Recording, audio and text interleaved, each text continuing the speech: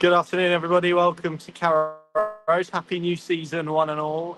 Norwich City start it in not the fashion that any of us wanted. Obviously, all that pre-season hope, optimism, some quarters expectation. Of course, it then becomes bitterly disappointing when you lose your opening game, particularly at home.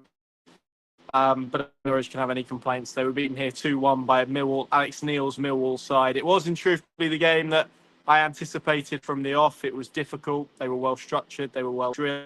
Won this game probably by a bigger margin. And from a Norwich perspective, you're looking at it with a lot of areas probably for improvement, a lot of areas that, need to probably accelerate pretty quickly for them to in the championship campaign. They started with a back three. There was a lot of debate. Would it be a three or a four? It was a three last weekend. I expected it to be a three this weekend. It was. But some changes in that back line. Obviously, last weekend we saw Crizene in there. We saw Diallo as a left wing back. This time around it was Cordoba, who I thought it's going to go lost probably, but I thought he had a really good game. Actually, probably the best in the back three. And Jeffrey Schlupp, which was a big call given, that's somebody there who obviously joined the club relatively recently, hasn't had a huge amount of pre-season training. It's one thing individually training. It's another thing being dropped into a championship game and being expected to perform. Likewise, Mirko Topic, who started in midfield alongside Jacob Wright. We'll come on to those two very shortly. Then it was Stacey, right wing back, Schlupp, as I mentioned, left wing back, Cianats, Forson, Sargent. And Norwich started the game, I thought, opening 25 minutes pretty brightly. They kind of established control. There was dominance in terms of their possession. And it probably looked like the game picture that I think they would have wanted and what Liam Manning would have wanted very early on in terms of establishing that early control. And I thought they looked good, actually, for the opening 25 minutes without probably converting that possession and that territory into anything meaningful. There were some really nice kind of passages of play and combinations where predominantly on the right, they got Jack Stacey into some good areas and just didn't lack that quality when picking out a cross, and that probably inconsistency with final deliveries. The one element with Jack Stacey that you look at and probably along with defensively being quite frustrated by, I think, on the whole, as the pitch rollers come out. They timed their run brilliantly, I have to say. It was the first 25 minutes was okay. Topic, I felt, for somebody who got dropped into the game so early, only officially signed as a Norwich City player on Sunday, was key to that opening 25 minutes. There was an elegance. He carried the ball well. He looked technical. There was some physicality about him as well. There was one particular surge where he took the ball from midfield, drove to the edge of the penalty area and looked to get the ball through to Cianats, who just couldn't quite beat his man. But after that sort of opening 25, 30-minute spell, Millwall grew into the game. It became probably the second half of the first half became a lot more scrappy, a lot more bitty, a lot more of an arm wrestle. And that suited Millwall. It allowed them to build into the game. It allowed them to establish a little bit of a foothold in the game. It prevented Norwich from having the same level of control and rhythm and fluidity in their possession play. And that probably coincided with their quality with the ball really deteriorating, and the positioning as well at points. I felt if you're going to play wing backs, they have to get their position uber right. It's so physically demanding and it has to be spot on. And there were points, particularly on the left side, where Schlupp at points was too deep, and there was a time where Norwich were trying to progress the ball forward, and he was stood probably where you'd expect a to stand. And there were points where he was too high up the pitch, and it gave Cordoba and the players behind him a lot to do. So that balance wasn't there, and I think that probably ultimately sums up where we were. That relationship between that fluency in their play, it was just all a little bit disjointed all over the pitch. And Mill weren't. They were effective. They were aggressive after the break, having ended the first half on top. I thought the first half overall, because of the way it split, was probably quite even, without Norwich creating anything of note. They had a free kick that Jacob Wright floated into the goalkeeper's arms. There was one that Forson blasted over, but certainly in terms of open play, there wasn't a lot to shout about. And a couple of block shots. Topic had one that was blocked and behind for a corner, but nothing clear cut, nothing where Stephen Bender had to make an excellent save or a save at all, really. And that will be, I think, the frustrating part for Norwich when they reflect on this game. The fact that they had all of those elements that probably they wanted in the opening 25 minutes, and they were just unable to convert it through a lack of probably clear heads. I don't think the system helped, which I'll come back to. And yeah, all of it just made it look a little bit stodgy and disjointed. The second half, Millwall just altered their press slightly. They were a lot more dynamic. I thought they were really good. It was a really sloppy start to the half from Norwich. The tone was set probably 2 minutes in, where they had a spell where they were trying to build up from their left side and just passed it completely out of play. Millwall capitalised, and it was quite obvious throughout the game what the game plan was. From the left side, it was about trying to get that ball. I think when you play a back three, as I've spoken about, there are a lot of kind of structural elements to it that could be quite easy to exploit if you don't get it right. And Millwall just looking for pace in between, and because of the positioning of the fullback and the wing back and the centre back, the sort of right-sided centre back, which is Jakov Medic. If you can get a runner who runs kind of out to in, and a ball sort of around the wing back and in front of or behind even, or in front of the centre back, you've got an opportunity to get in behind really easily. And see that probably with a winning goal, where it's a relatively simple run, it's a relatively simple pass, and Jakov Medic and Jack Stacey just out of position and just slotted under Kovacevic and into the net. The first goal equally frustrating, really, from a Norwich perspective defensively. Just a cross that came to the back post as well. So there was kind of structural issues. I thought fitness-wise they looked short as well. I think got to about 70 minutes, they looked really leggy. I think Liam Manning's been very vocal about the pre-season programme. It probably wasn't what he wanted or what Norwich City wanted. It was designed by his predecessor, by Johannes Torup. There were double games. They had kind of clean weeks, so they did lots of training, and just felt that was reflected in what they did today. There were 5 debuts. There was a lot of chemistry issues.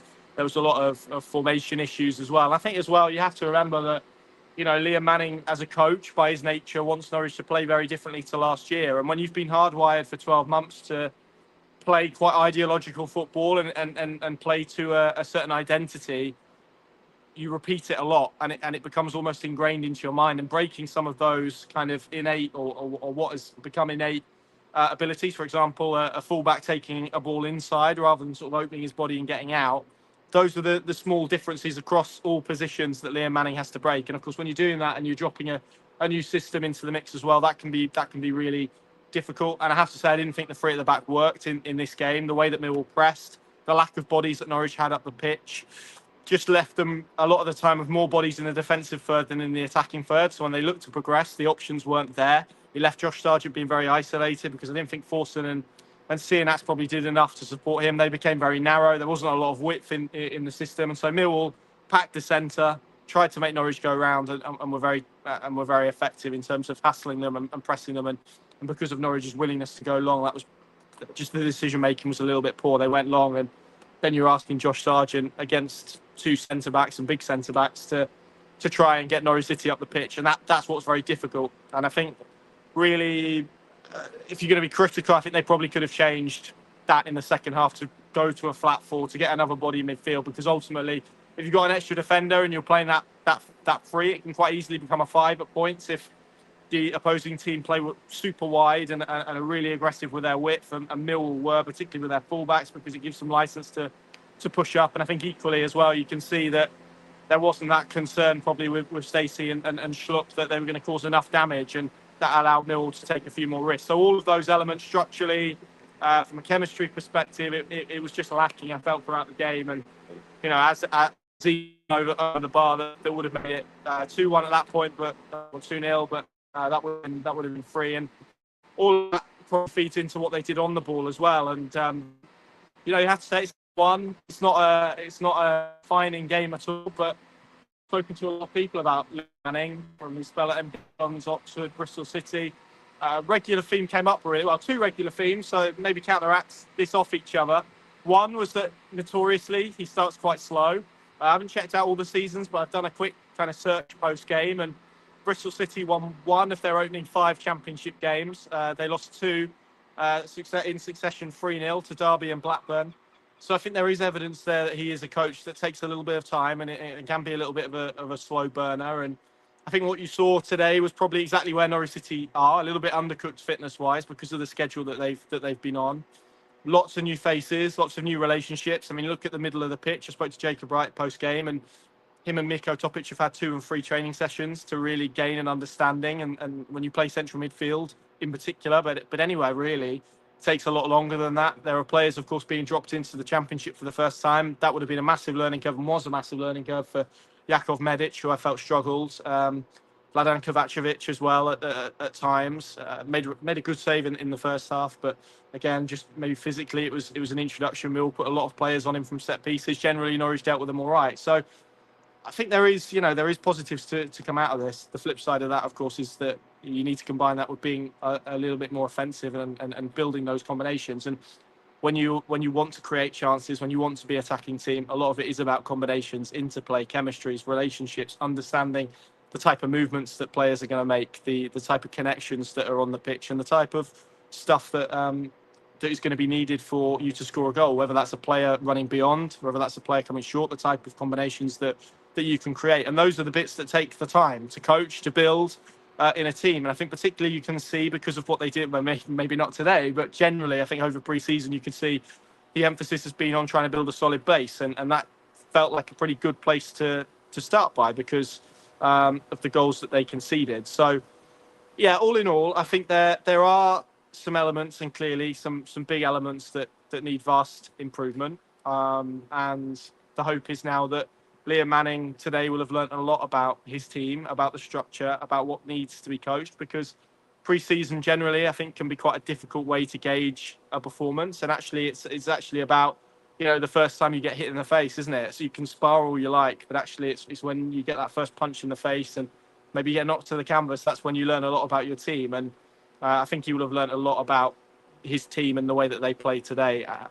And if they're going to play that three at the back, then it needs to become a lot better structured, and that will come, I'm sure, with more contact time, more coaching time. What they've got now, obviously, is a 3-game week, a cup game on Tuesday, a trip to Portsmouth next weekend, which is going to be testing. John Mousinho has that team very well drilled, and for me, they're going to have to work out in that shape. And again, it's one game, needs to see bigger sample size of it, but they're going to need to learn how to get the balance right, because there were too many players and there was too much space. If you looked at the centre of the pitch too often, Norwich had the 3 centre-backs, the 2 wing-backs, the 2 midfielders. Then there was a big gap to the front 3. And that is where that element needs, and those combinations and those connections need to become better if this is the system that they are going to pursue and are going to go with. So, yeah, that's probably it in terms of the formation. Look, positives today, as I say, I thought Mirko Topic was good. Josh Sargent, clearly, the energy that he has, the willingness to go and press, the fact he's engineered a goal really by pressing really aggressively, really well, closing down a goalkeeper and forcing him into an error, getting a little bit of luck with that. And I think you can see the way he threatens as well, and the way he occupies centre-backs, the problems that he causes them in behind. And I think that's the frustration today, when he was so isolated and when he had so little to work with. There was one moment in the second half where he won the ball on the edge of the box and had to surge basically by himself, really, before a wonderful challenge, and Siernatz's shot was blocked. So it can't be all on Josh Sargent. They need to create a framework around him. And this comes to the second point of kind of those elements about Liam Manning you speak to, is that maybe open play, chance creation hasn't always been as seamless maybe as what we saw last year from a Norwich City perspective. And this is always the issue for coaches, I think, because when you are really good at one end, Norwich City were really good at scoring goals last year. They were very poor defensively. The gap between the two was too big. When you try and address one, it's so easy to send the tap off at the other end. And at half time, I think Bristol City, sorry, that's a Freudian slip. Norwich had about half the amount of touches that Millwall had in their opposition penalty area. They just didn't have enough threat. They didn't have enough of those moments and probably creativity really on the pitch. I thought there was some good signs. I thought Mattis Kriskoren, again, I thought was a real live wire when he came on. Some really nice touches. He's full throttle. I think he's going to be quite a fun player to watch as the season progresses, but I thought he was a lot more effective. As I said, I thought Forson and Sienat struggled a little bit to get into that game. As I said, for that opening 25 minutes, I thought Topic looked good, but tired, understandably. So, look, I think opening days are difficult because it's such a small sample size, and one game you can kind of take whatever you want from it. And that's why I think it's best to remain fairly level about where Norwich are at the moment, which is, not where they want to be. This isn't the result they wanted. The energy in this place was as good as I've heard it before a game in some years. The optimism levels, the positivity levels, set, of course, by the work that Liam Manning has done, and that want probably to be proactive and to create a connection here. And for the first 25 minutes, they lived that without creating much. And it was just probably as the game wore on, as Millwall got better, as they adapted. Alex Neil's a very savvy coach at this level, as we know all too well. And actually that just slight adapt to the press, that that ability to just be a little bit more progressive and a little bit more aggressive ensured that Millwall won this game, and deservedly so. And they were the better team, and they're a good team as well. Since he took over, there was only, I think, 4 Championship teams that took more points from them. So Norwich will, I hope, get better. And today doesn't define where they're going to end up, but it probably is maybe a slightly sobering reminder of where they are at the moment, which is a lot of new players, a new coach, teaching a new formation, a new style of play. That all takes time to come together. And I think today we saw that this may well be a slow burner. One footnote in the game, not that it had a huge amount of relevance on the game itself. I thought Millwall were very good, very effective. I really, Alex Neil and his development as a coach has been fascinating. I think he'll have Millwall well in the mix this year for the top 6 as well.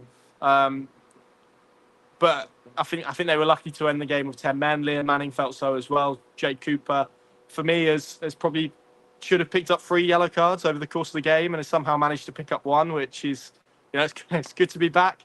There was one in the first half, just over that far side. Sargent's got the ball, turned him. He's actually ripped his shirt, dragged him back. It's not, it's out wide. It's far away from the goal. It's no way a denial of a goal scoring opportunity, but it's a yellow card. It's a foul. It's the easiest yellow card I've ever seen. The referee didn't give it. Then there was obviously the incident that he did get booked for with Jakov Medic. I think that was right. I think that was a yellow card. Certainly didn't feel like that warranted anything stronger. And then there was one at the end as well, where he just barged Josh Sargent off the ball, which is, again, a clear yellow card. Maybe the referee didn't see that one. I probably have the most sympathy for him over that one if he's not seen it. But yeah, they should have ended with 10 men. That's not the reason why Norwich have lost. It's not, as I said, Millwall were by far the better team, but it was worth a footnote in this game. So, yeah, not the start Norwich City wanted, not the start Liam Manning wanted. It's a long season, as I said, and I'll start where I finished, really, having had a quick Google. Bristol City last season ended the season, of course, in the playoffs.